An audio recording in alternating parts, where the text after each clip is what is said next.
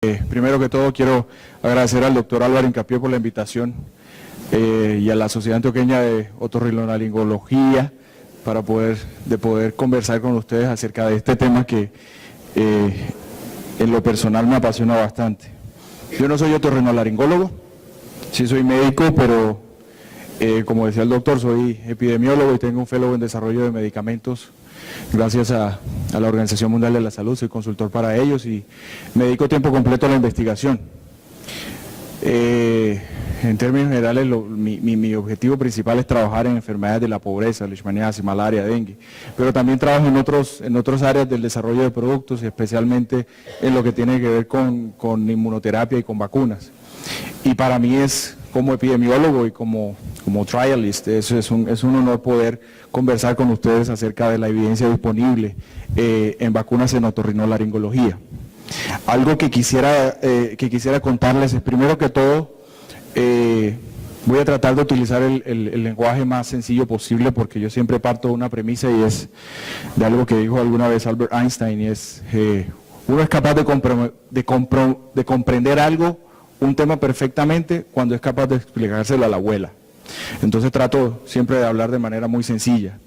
Por otra parte, voy a tocar un grupo de enfermedades o de condiciones que me parecieron importantes mencionar y de tratar, sobre todo, no solo por la frecuencia con que se presentan, ya sea por la incidencia, por la prevalencia, sino por el impacto que puedan producir en los seres humanos. Voy a hacer énfasis en la eficacia. Si tienen preguntas que tengan que ver con la seguridad de alguno de las estrategias que yo mencione, pues las preguntas son bienvenidas. Como dice un amigo mío, las preguntas siempre son garantizadas, las respuestas no. Pero vamos a ver entonces cómo nos va. Voy a tratar de utilizar, como les dije, el lenguaje más sencillo posible. Son bastantes diapositivas, pero hay unas donde voy a mostrar algo muy específico, entonces no nos vamos a demorar.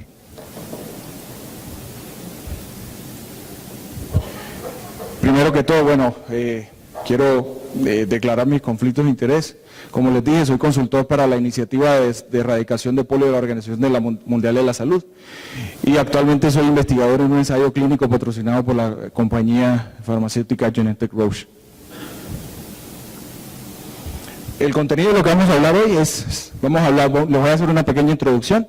Vamos a hablar sobre resfriado común, influenza, otitis media, sinusitis, y un par de temas que me parecen bastante interesantes, que son papilomatosis respiratoria y herpes zóster.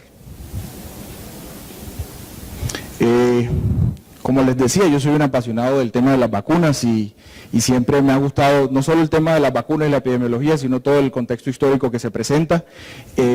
Y les quise traer esto que fue publicado, que fue remembrado en un artículo que fue publicado el año pasado, y es una pintura de Edward Jenner, que es el conocido padre de la vacunación, y donde les traigo un párrafo de una carta que le envió el presidente Thomas Jefferson en 1805, y dice: usted ha borrado del calendario de las aflicciones humanas una de las mayores.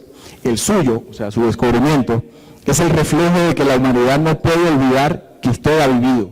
Las naciones futuras conocerán a través de la historia únicamente que la repugnante viruela ha existido y que gracias a usted ha sido erradicada. Es quizás entonces la viruela uno de los ejemplos que se convierten en el epítome de lo que uno quisiera en lo que tiene que ver con enfermedades prevenibles. Y Edward Jenner pues se convierte en una especie de héroe para los que trabajamos en vacunas y en desarrollo de vacunas. Según la Organización Mundial de la Salud, hablamos de que una vacuna es cualquier preparación destinada a generar inmunidad contra una enfermedad, estimulando la producción de anticuerpos. Puede tratarse de una suspensión, microorganismos muertos o atenuados o productos derivados de microorganismos. Afortunadamente, con las nuevas técnicas de desarrollo de productos, pues no solo se tiene las técnicas tradicionales donde se utilizan microorganismos vivos atenuados, sino que ya, miren lo que muestra este artículo publicado el año pasado en el New England Journal of Medicine, lo que ha sucedido desde el descubrimiento de la vacuna de viruela, desde que Edward Jenner vacunó a la primera persona en 1796 hasta la actualidad, donde se han ido desarrollando distintas estrategias que han permitido encontrar cada vez vacunas cada vez más eficaces y sobre todo, que es lo más importante, bajo el supuesto de primero no hacer daño, cada vez más seguras. Algo muy importante y es, partiendo de la base que mucha gente es detractora del uso de vacunas y cada vez hay cada vez más movimientos antivacunas, yo siempre pues las defenderé, no a capa de espada porque hay situaciones en particular que podrían cambiar, pero quisiera hablarles miren, aquí tenemos simplemente una tabla que muestra un grupo de enfermedades que gracias al desarrollo de vacunas han podido cambiar. Miren la prevalencia estimada durante todo el siglo XX, por ejemplo, para viruela 4.8 millones de personas y en el año, por ejemplo, en el año 2002, ¿cuántos casos se presentaron? Cero. En el caso de la poliomielitis, que estamos a puertas de lograr, es quizás la segunda condición de la que estamos a puertas de lograr erradicación de la faz de la Tierra. Ya todo el sureste asiático fue declarado el día de antier por la Organización Mundial de la Salud como libre de polio, y este es el número de casos que para 2002 se presentaron en el mundo. Tenemos otras condiciones, difteria, donde se pasaron de 17 millones de casos en todo el siglo XX. Si dividimos esto entre 100 años, sigue siendo una cifra importante por año. Y se encuentra una disminución importante, abismal, en la frecuencia de todas estas condiciones. Entonces me parece que esta simple tabla justifica por sí sola el uso seguir continuando con el uso de vacunas y cada vez buscando mejores estrategias, más eficaces y más seguras. Como les decía, hay estrategias tradicionales, pero también afortunadamente hay unas estrategias que son cada vez más sofisticadas. Algunas utilizan simplemente subunidades, otras utilizan vectores, que me parece una estrategia bastante interesante, donde utilizamos una quimera, se utiliza una parte de un microorganismo y se inserta en una parte de otro microorganismo, por ejemplo en el virus de influenza, para que simplemente llegue al objetivo, al blanco que se necesita. También hay algunas que son basadas ya no por ejemplo en la cápsula o en la membrana del microorganismo o en todo el microorganismo, sino en el ADN. Tenemos péptidos, anticuerpos que pueden ser policlonales, los monoclonales que inclusive están siendo utilizados para enfermedades que no son transmisibles, y tenemos también, por ejemplo, el uso de citoquinas. Entonces la primera condición de la que le quiero hablar es del resfriado común, porque siempre existe como controversia acerca de si vale la pena o no vacunarse. Pues mi posición no voy a ofrecer una posición particular, sino que simplemente les voy a ofrecer la evidencia para que ustedes se lleven la idea acerca de lo que es lo mejor a la hora de la toma de decisiones. Yo a mis estudiantes siempre les digo, la investigación clínica y la epidemiología sirve en últimas para que cuando estoy enfrente a mi paciente yo tome una mejor decisión, o tome, como dice un viejo profesor mío, no hay que tomar buenas decisiones, sino hay que tomar las decisiones bien. Bueno, el gran problema con resfriado común es que la morbilidad generalizada que causa en todo el mundo está relacionada con su ubicuidad en lugar de su gravedad.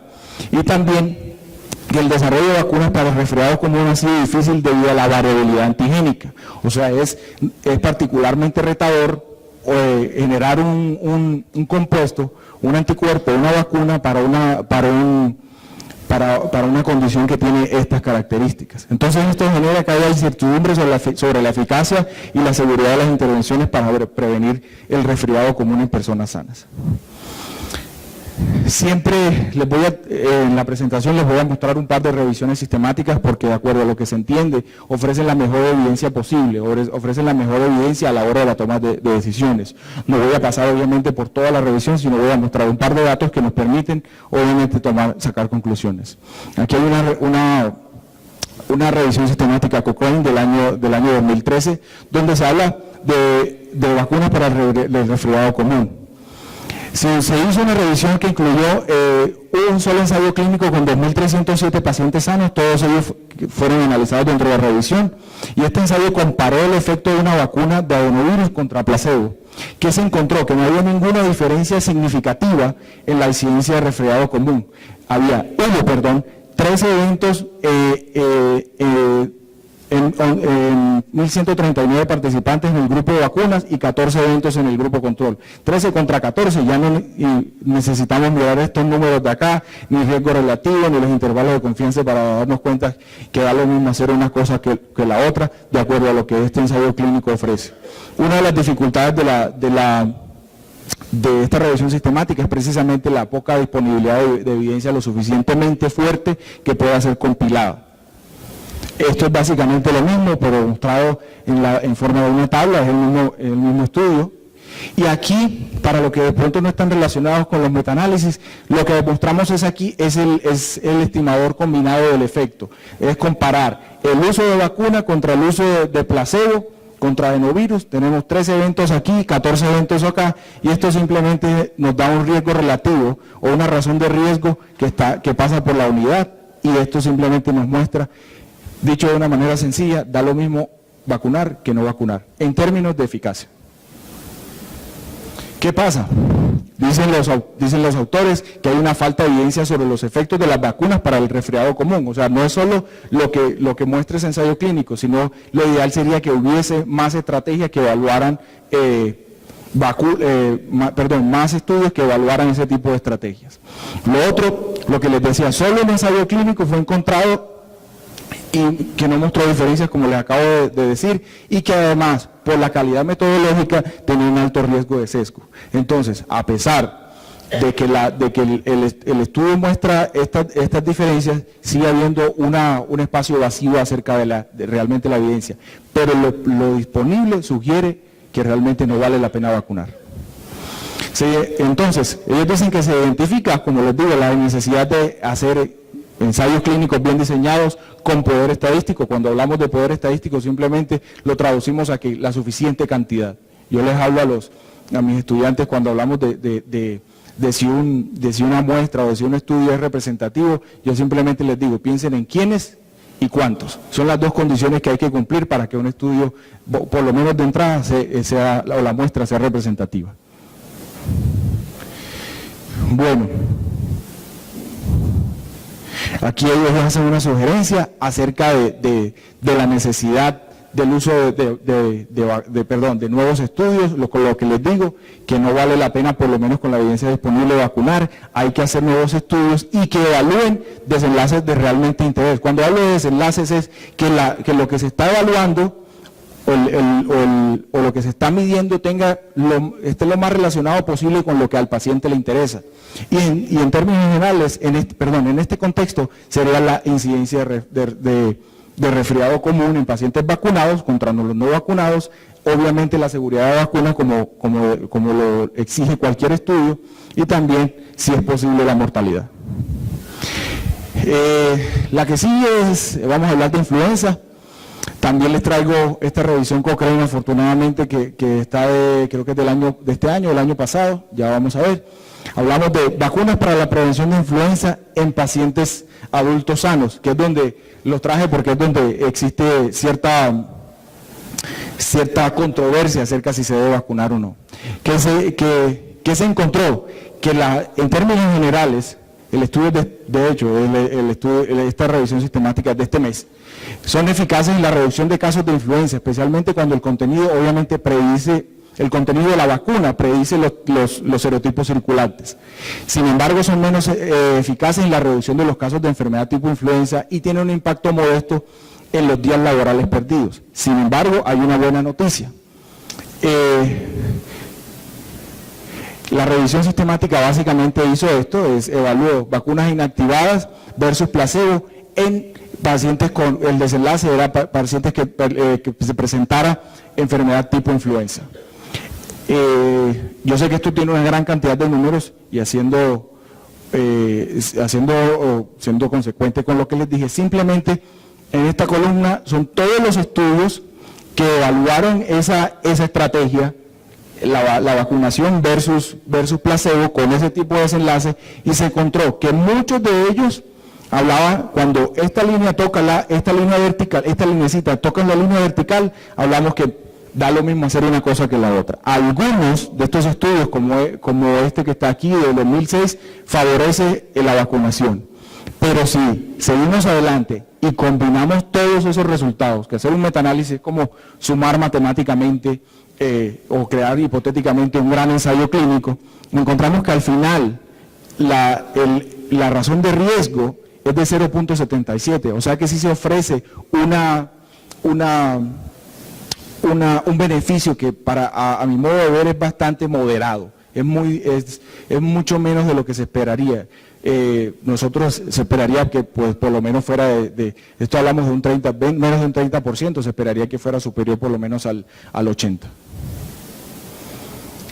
Entonces, en conclusión, hablando de influenza, el beneficio en personas sanas, sin factores de riesgo, porque en el contexto de factores de riesgo el escenario es completamente distinto, en personas sanas yo sería más, con un beneficio tan discreto, sería más dado a obviar la vacunación. Bueno, cuando hablamos de otitis media, que siempre es un reto precisamente porque es multifactorial y por el tipo de microorganismos que son responsables de ella, quisiera decir lo siguiente. Bueno, aquí tenemos un estudio de la doctora Silvia Taylor, donde hablamos, del impacto de la vacunación, de la vacuna conjugada contra el neumococo en otitis media, también una revisión sistemática. Esto es simplemente todo el resumen de cómo se hizo la compilación de la información. Les traigo esta gran tabla, pero de toda esta cantidad de información lo que me interesa mostrarles es, primero se hizo un resumen de los ensayos clínicos disponibles en otitis media y vacunación con vacuna conjugada. Aquí está el número, los tamaños de muestra, y acá están los efectos o la eficacia de las vacunas.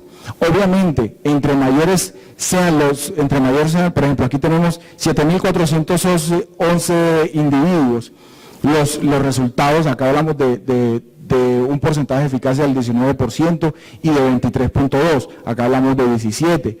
Si ustedes ven, miren, entre más grande sea el tamaño de muestra, los resultados tienden a ser más precisos. Pero el escenario acá ahora cambia. Sí, estamos hablando de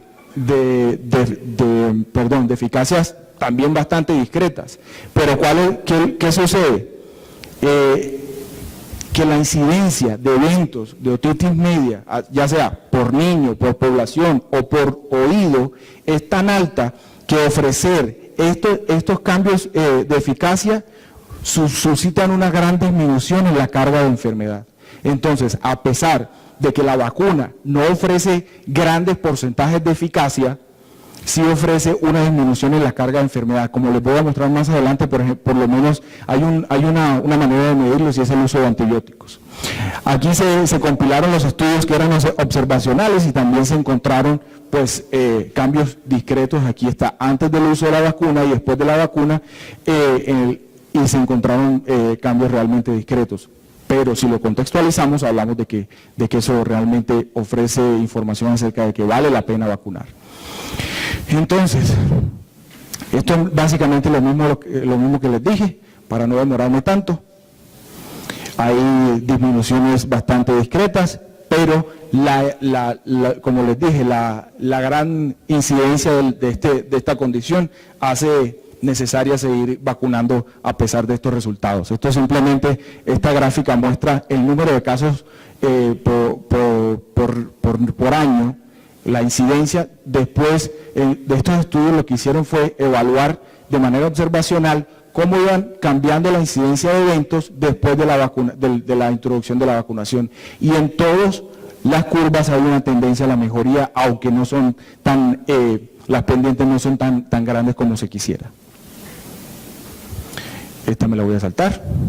Esta es otra manera de mirarlo, cuando se habla de la carga de serotipos disponibles antes y después de la vacunación. Entonces, cuando se habla, por ejemplo, de PCV7, hay una correlación fuerte. Hablamos aquí de un R cuadrado de 0.82, esto simplemente dice que sí, que esta disminución, esta pendiente negativa de la disminución de los serotipos disponibles después de los serotipos que los chicos portan después de la vacunación, disminuye de manera evidente. Básicamente eso es lo que dice este tipo de gráficas que están aquí. Hay un reto, y es hemófilos de influenza tipo B, porque precisamente aquí se lo resalté, que que muchas de las infecciones por las otitis, de las otitis por hemófilos influenza tipo B no son tipificables. Entonces eso dificulta evaluar el efecto de la vacunación. Sin embargo, encontré este estudio donde se habla del uso de la vacuna polisacárida capsular que tiene proteína D para la prevención de otitis media y que tiene en cuenta tanto neumococo como hemófilos e influenza tipo B no tipificable. ¿Qué encontramos? Aquí estos son dos estrategias de análisis, el análisis por protocolo y el análisis por intención de tratar, y acá lo que encontramos es simplemente la incidencia de los eventos la incidencia de otitis en el grupo de tratamiento, la incidencia de otitis en el grupo de control, pero si hablamos de eficacia, miren lo que encontramos aquí. Para hemófilos influenza no tipificable encontramos un 31%, pero en análisis por protocolo. En el análisis por intención de tratar encontramos que tenemos una eficacia del 32%. Si de igual manera contextualizamos con la incidencia de los eventos, se justifica de igual manera la vacunación. Esto es gráficamente lo que acabo de mostrarles. Esto es un análisis de supervivencia que muestra la incidencia, el riesgo acumulado, es simplemente decir qué tan frecuentemente se presentan los casos por neumococo versus la vacuna control, que en este caso... pero este es otro estudio, perdón, y este es un estudio de 2006 y donde se muestra que es evidentemente lo que tiene que ver con neumococo, si hay una diferencia de riesgo, lo que quiere decir, esta curva por debajo de la de hepatitis A muestra que la incidencia de eventos a 18 meses de seguimiento es mucho menor que en el grupo de tratamiento. Ustedes dirán, bueno, pero ¿por qué va aumentando la curva si los chicos están vacunados? Porque a pesar de la vacunación, el efecto protector tiende a irse perdiendo. Lo mismo sucede para hemófilos influenza tipo B, hay una diferencia importante en las dos curvas, pero también hay un aumento o una pérdida en la protección. Bueno, entonces, en conclusión, estos resultados confirman que el uso de los derivados de la proteína D de influenza para este tipo de condición, a pesar de que es no tipificable, sí permite que se pueda considerar la vacunación.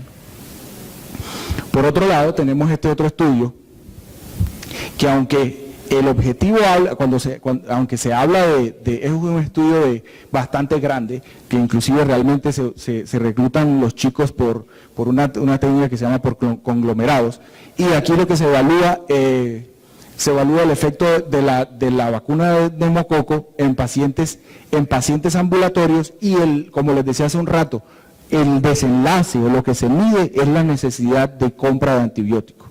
Entonces miren, bueno, este estudio tiene, este es el mismo estudio, el nombre es, este estudio se hizo en Finlandia y es el ensayo de enfermedad neumocóxica invasiva de Finlandia, y lo que se encuentra es que en las estrategias que se evaluaron, se encontró que el número de compra de necesidad de uso de antibiótico, o sea, porque no se midió en el momento de la prescripción, porque ustedes saben que desde que uno prescribe hasta que realmente el chico recibe el antibiótico, pasan muchas cosas. Entonces, lo que se midió fue la compra del antibiótico. Y lo que se muestra en todo este grupo, aquí tenemos amoxicilina, citromicina, todas estas que ustedes conocen, que están dentro de la batería de tratamiento, se encontró que hay unas diferencias bastante importantes en la necesidad de compra en el grupo de vacunados contra el grupo control. Entonces, si lo ponemos en el contexto de la resistencia bacteriana, en este sentido, también vacunar a los chicos les ofrecería protección contra otitis media y la necesidad de tener que entrar en terapia antibiótica. Esto es lo mismo, son diferencias, lo que les decía. Miren, aquí tenemos el grupo en la estrategia 3+1, la estrategia 2+1 y el grupo control. Las diferencias son pequeñas, pero si las contextualizamos son bastante importantes. Bueno, básicamente lo mismo. Aquí habla, la relativamente baja efectividad de la vacuna se traduce en un impacto en la salud pública absoluta sustancial debido a la alta incidencia de uso de antimicrobianos en los niños. Bueno, sinusitis. En sinusitis les quise traer este estudio donde lo que se evalúa son las convicciones a nivel de la órbita en sinusitis aguda.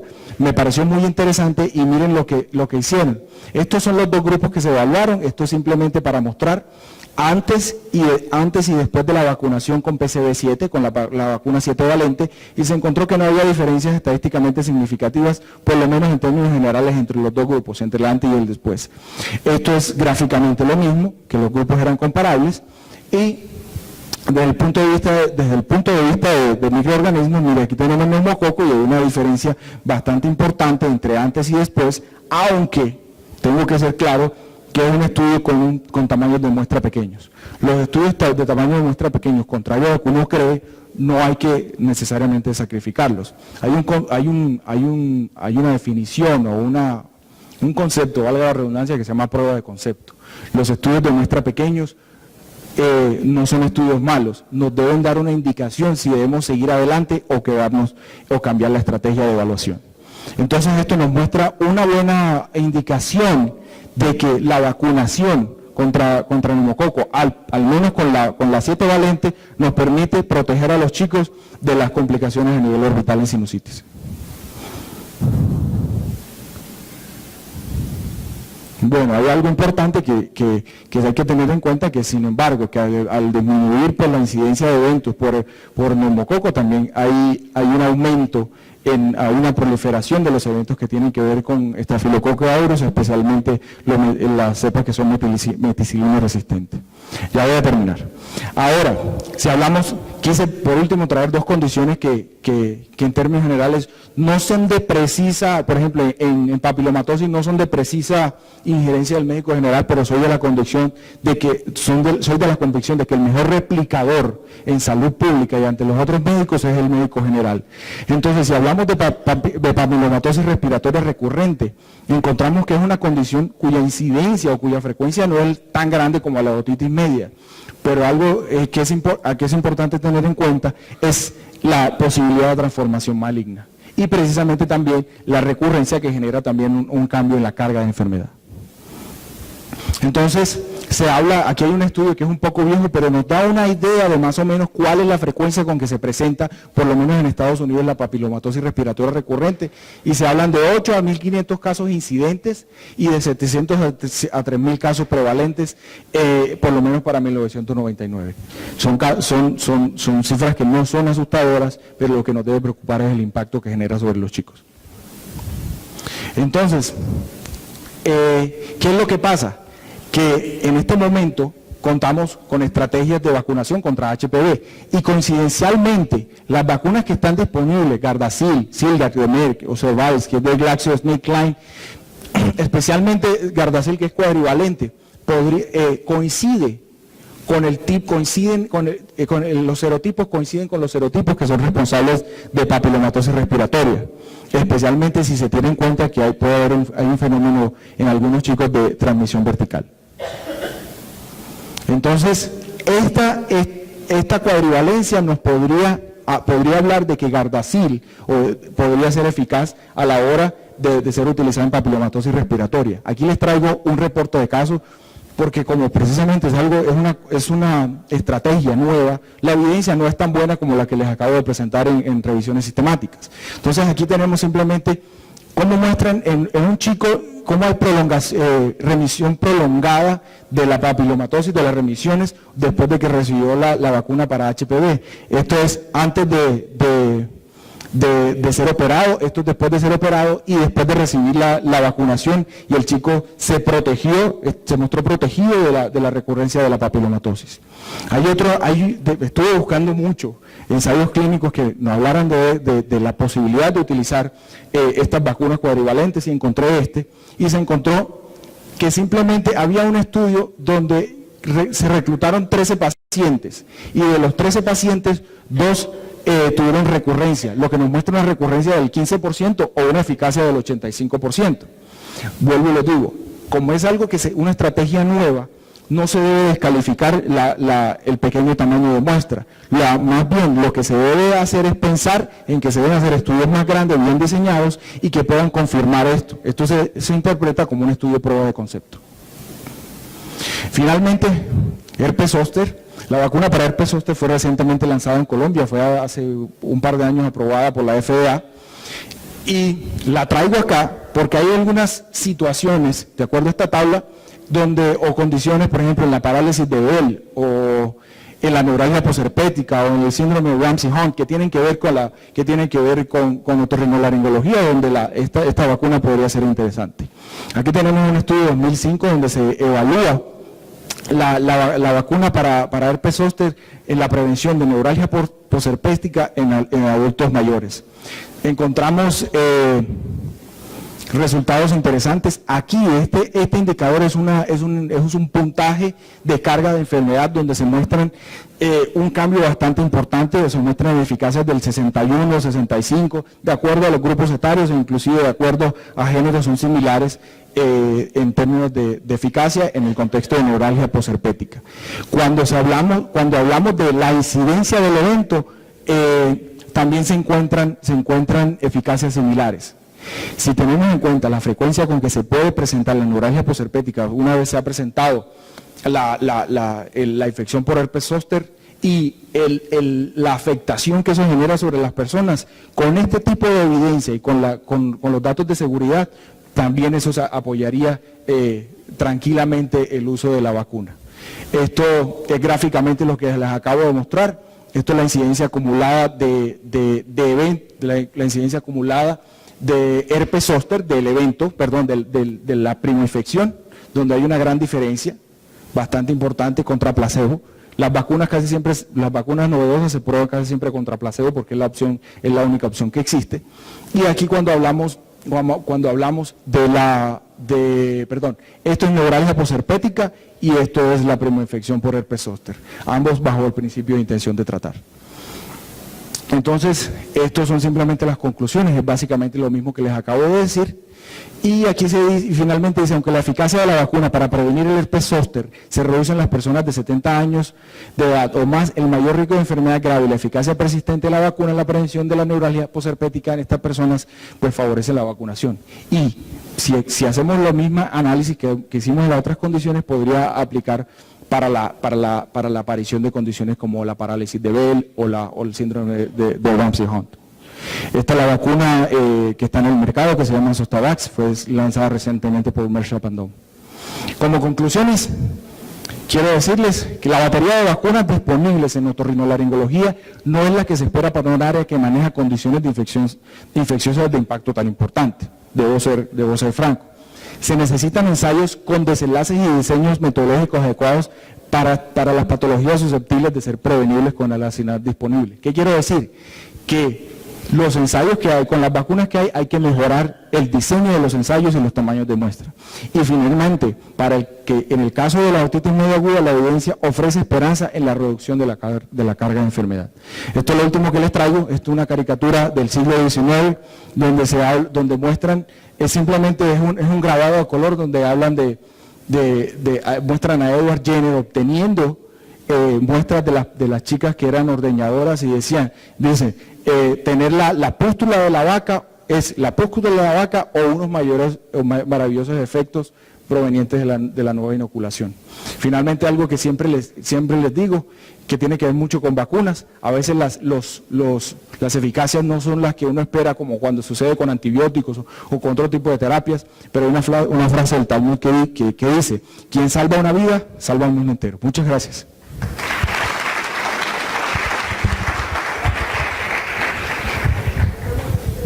Claro. ¿Por qué la incidencia de personas no ha bajado por el mismo rango de las demás enfermedades?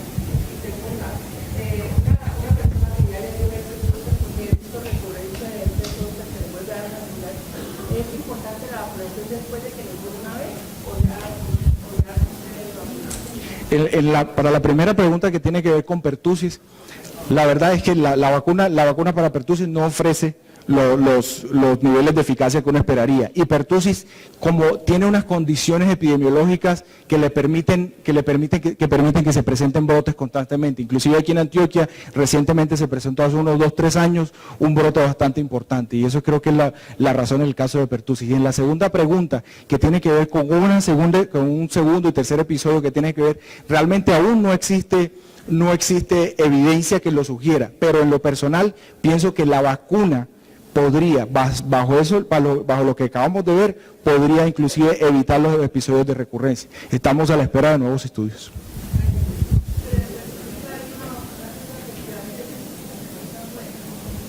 ¿Perdón?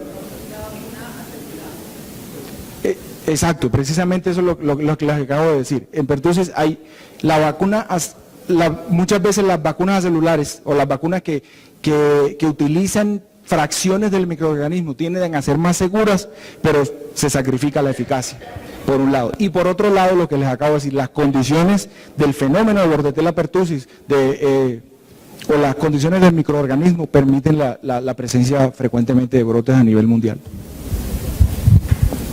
Muchas gracias de nuevo.